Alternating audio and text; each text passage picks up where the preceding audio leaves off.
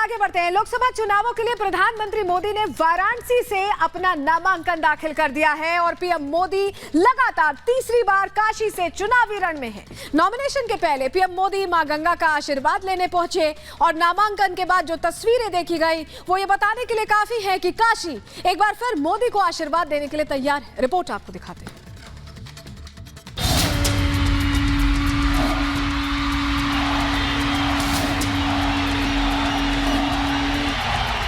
बाबा विश्वनाथ की नगरी काशी, भारत की धार्मिक राजधानी है काशी, ज्ञान का भंडार है काशी।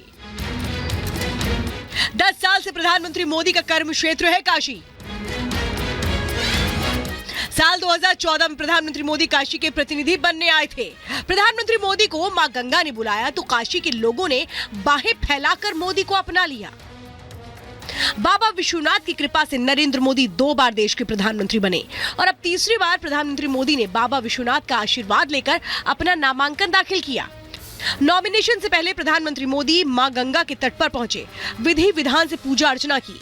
उसके बाद काशी के कप्तान यानी काल भैरव के दरबार में हाजिरी लगाने पहुंचे। काल भैरव की अनुमति लेने के बाद प्रधानमंत्री मोदी ने 11:40 पर अपना नामांकन दाखिल कर दिया। प्रधानमंत्री मोदी के नामांकन के दौरान सीएम योगी, गृह मंत्री अमित शाह, रक्षा मंत्री राजनाथ सिंह और 11 राज्यों के मुख्यमंत्री मौजूद रहे। इस दौरान प्रधानमंत्री मोदी के प्रस्तावक भी उनके साथ नजर आए। प्रधानमंत्री मोदी के प्रस्तावकों के नाम उनकी जीत की गारंटी को दुगना कर रहे हैं। इस बार प्रधानमंत्री मोदी के 4 प्रस्तावक बनाए गए हैं, जिनके जरिए बीजेपी ने वाराणसी के जातीय समीकरण को साधने की कोशिश की। जानकारी के मुताबिक बीजेपी के चाणक्य कहे जाने वाले अमित शाह और राष्ट्रीय महामंत्री सुनील बंसल ने 50 नामों पर मंथन करने के बाद 4 नामों पर फाइनल मोहर लगाई। ब्राह्मण समाज से गणेश्वर शास्त्री, ओबीसी समाज से बैजनाथ पटेल और लालचंद्र कुशवाहा को चुना गया। वहीं दलित वर्ग को साधने के लिए संजय सोनकर को प्रधानमंत्री मोदी के प्रस्तावक बनाया गया। नामांकन दाखिल करने के बाद प्रधानमंत्री मोदी जब कलेक्ट्रेट से बाहर आए तो एनडीए का शक्ति प्रदर्शन देखने को मिला।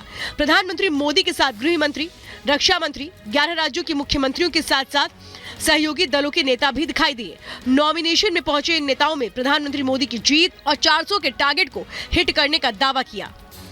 नहीं, बिल्कुल प्रधानमंत्री जी के नामांकन में हम तमाम एनडीए के सहयोगी दल हम लोग आए थे और मुझे लगता है हमारे गठबंधन की ताकत ही यही है कि जिस तरीके से पूरा एनडीए एक साथ एकजुट है। ऐसे में जहां एक तरफ बटा हुआ विपक्ष आप देखते हैं तो ऐसे में हम लोग का विश्वास कि जो लक्ष्य प्रधानमंत्री जी ने दिया वो सरलता से पार कर लेंगे, क्योंकि ये हम लोग की ताकत है, एकजुटता। देख, बनारस का अपना एक सिग्निफिकेंस महत्व है। यहाँ से चुनाव प्रधानमंत्री को चुना जाता है धरती से। यहाँ के मतदाताओं को मेरी शुभकामनाएं। आज एक शुभ अवसर था, हम सब लोग देश के विभिन्न दल के नेता मौजूद थे और हमारे लिए सौभाग्य की बात है। 2014 के बाद से काशी के भाग्य ने करवट ली है। काशी विकास पथ पर रफ्तार भर रहा है। सकरी गलियों की वजह से जिस काशी को उपेक्षित किया जाता था, वहां आज चौड़ी सड़कें और रिंग रोड है। जो घाट अपनी बदहाली पर आंसू बहा रहे थे, आज वहां सैलानी क्रूज का आनंद ले रहे हैं। भक्त और भगवान के बीच की दूरी को कॉरिडोर दूर कर रहा है। विकास के ऐसे ही कार्यों को आगे बढ़ाने के लिए प्रधानमंत्री मोदी तीसरी बार काशी आए। अब देखना यह होगा कि इस बार मोदी की जीत का अंतर कितना बड़ा होता है। Bureau report, Republic Bharat. Himachal के मंडी से बीजेपी प्रत्याशी कंगना रनौत ने भी आज अपना नॉमिनेशन फाइल कर दिया है। इस दौरान उन्होंने मंडी, अपने संसदीय क्षेत्र जहां से वो चुनाव लड़ने जा रही है, वहां एक बड़ा रोड शो किया और शक्ति प्रदर्शन भी करती नजर आई। देखिए रिपोर्ट।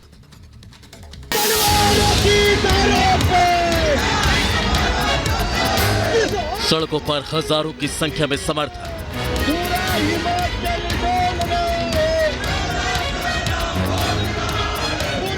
केसरिया झंडों से पटी सड़कें,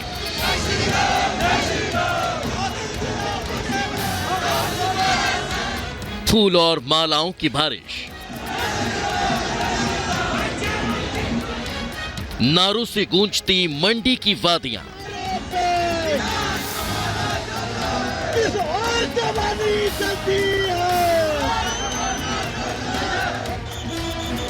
हुजूम इतना कि गाड़ियां रेंगती हुई आगे बढ़ रही थी। भीड़ इतनी थी कि पैर रखने तक की जगह नहीं थी। ये तस्वीर उस वक्त की है जब कंगना अपना नामांकन करने के लिए पहुंची। हिमाचल प्रदेश के मंडी से बीजेपी उम्मीदवार कंगना रनौत ने नामांकन दाखिल किया। इस दौरान कंगना रनौत का परिवार और हिमाचल प्रदेश के कई दिग्गज नेता मौजूद रहे।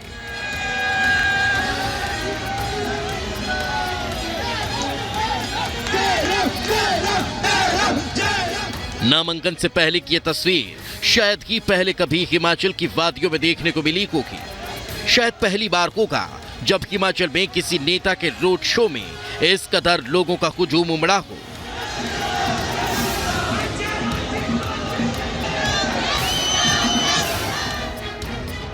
भीड़ इतनी कि पैर रखने तक की जगह नहीं थी। समर्थक इतने कि काफिला रेंगते हुए आगे बढ़ता दिखाई दिया।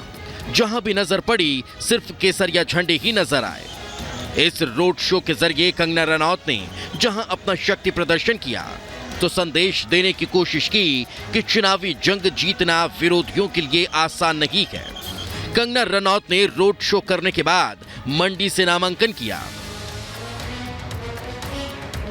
आज मैंने जो है मंडी, जिसे आपकी कहा जाता है, वहाँ से नॉमिनेशन फाइल किया है और सारे मंडी में ही सब बहुत उत्साहित है और हमारे लिए बहुत ही सौभाग्य की और गर्व की बात है कि हमारी जो मंडी की बेटी है, मुझे जो है वो मौका मिला है प्रत्याशी के रूप में भाजपा से। तो इसीलिए आप देख सकते हैं कि लोग बहुत ही उत्साहित है और एक त्योहार की तरह यहाँ पर जो है माहौल बन। ये सारे वोटर्स हैं और ये सारे जो हैं देश के जो स्वर्णिम काल का एक इतिहास बन रहा है उसमें भागीदार है, उसमें हिस्सा लेने आए हैं। तो ये अवश्य ही एक ऐतिहासिक जीत होगी।